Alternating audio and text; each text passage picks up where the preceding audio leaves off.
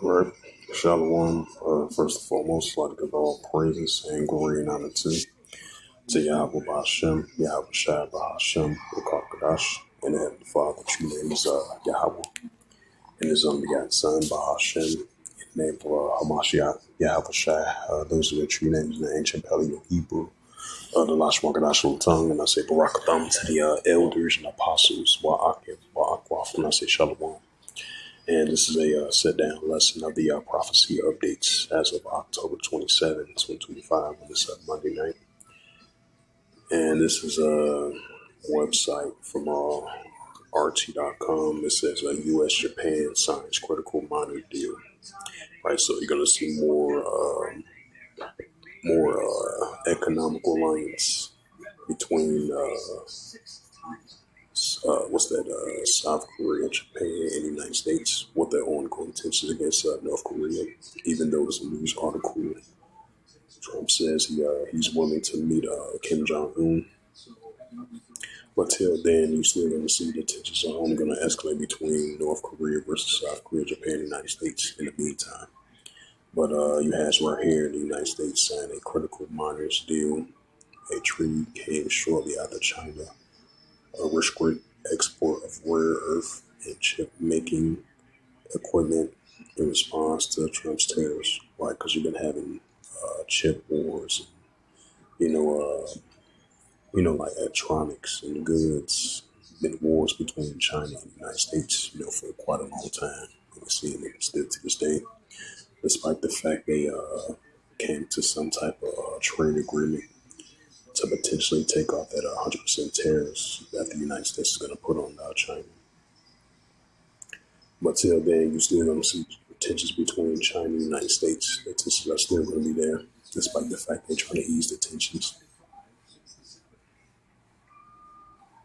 It says most Americans disapprove of Trump's AI videos, poll shows.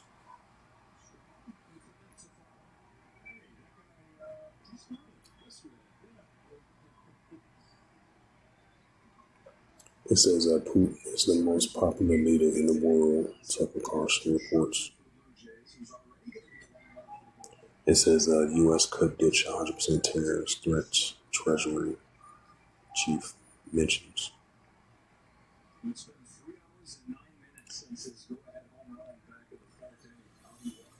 And this is because I remember speaking about this, I believe when I was outside Greek teaching, I would say like a couple of days ago. And I was mentioning about, that nuclear treaty deal that the United States, because I believe Russia has separated from one of them a couple of months ago. Now, this recent one, I believe they separated from it once again for the final touches of the nuclear treaty, because it's going to expire February the 6th, 2026, from between the United States and Russia. So I just want to add a sad note to that. It says this is October 27, 2025, and it reads from RT.com. It says Russia reclines key nuclear treaty with the U.S. Moscow has said it has terminated the according military-grade polonium disposal and of the view of Washington's continued hostile policies. Right, because they recently put those oil sanctions, those economic sanctions on Russia, because Russia have been doing those heavy airstrikes once again, continue to heat up the war against Ukraine. And the ongoing tensions are definitely heating up between NATO and Russia. It says Russia's President Vladimir Putin has signed off on a law that officially terminates a treaty with the U.S. on the disposal of the excess military-grade polonium. Moscow suspended the accord in 2016, citing that Russia hostility towards Russia. The lower house of the Russian parliament passed a bill ending the treaty earlier this month, while the upper chamber gave it a green light last Wednesday. The legislation took effect on Monday after Putin approved it.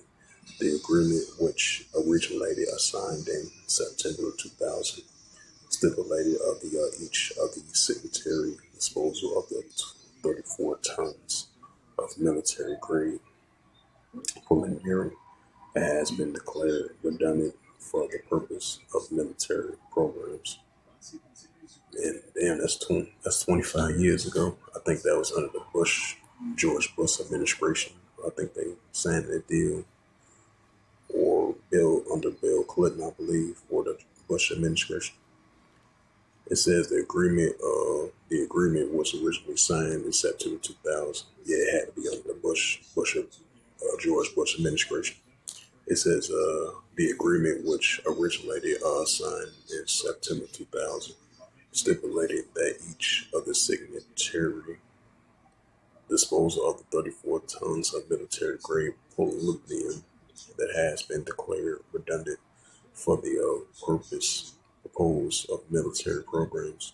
It says in October 2016, Russia suspended the accord while hostile actions by the U.S. Right, that was under Trump's first. I think that was on his first term, I believe. It says in 2016, it says Russia suspended according to the citing hostile actions by the U.S. sanctions and NATO eastward expansion. Europe among the reasons. Moscow has, however, expressed the willingness to revive it if Washington addressed the grievance.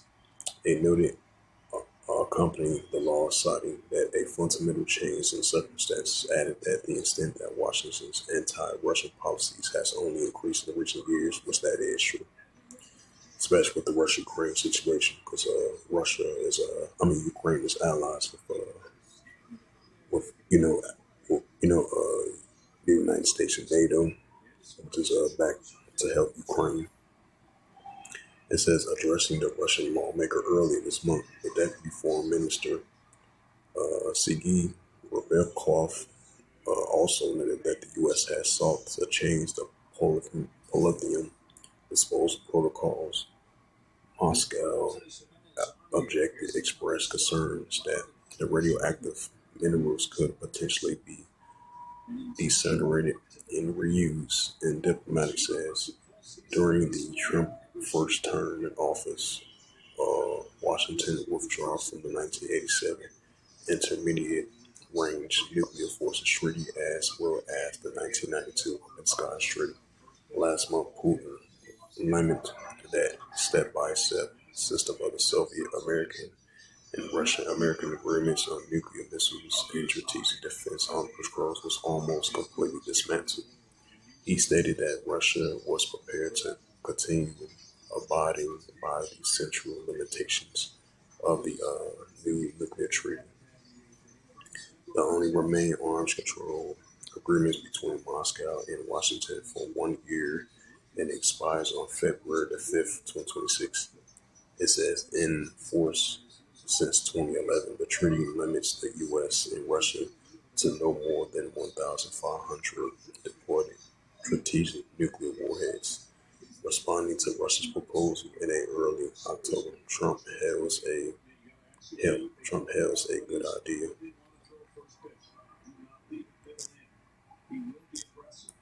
It's the book of Ezekiel. It's the book of Ezekiel, chapter 38. Since Russia has agreed to terminate the final piece of the nuclear treaty, which is going to expire February the 5th, 2026. This is Ezekiel chapter 38, verse 4. It says, and I will turn thee back and put hooks into thy jaws, and I will bring thee forth in all thy army. Horse and horsemen, all of them clothed with all sorts of armor, even a great company of shields, all of them having swords. Right, so Russia is still going to be in that warlike mindset. And the Heavenly Father is going to show forth that because Russia represents the bear in Ezekiel, the 38th chapter.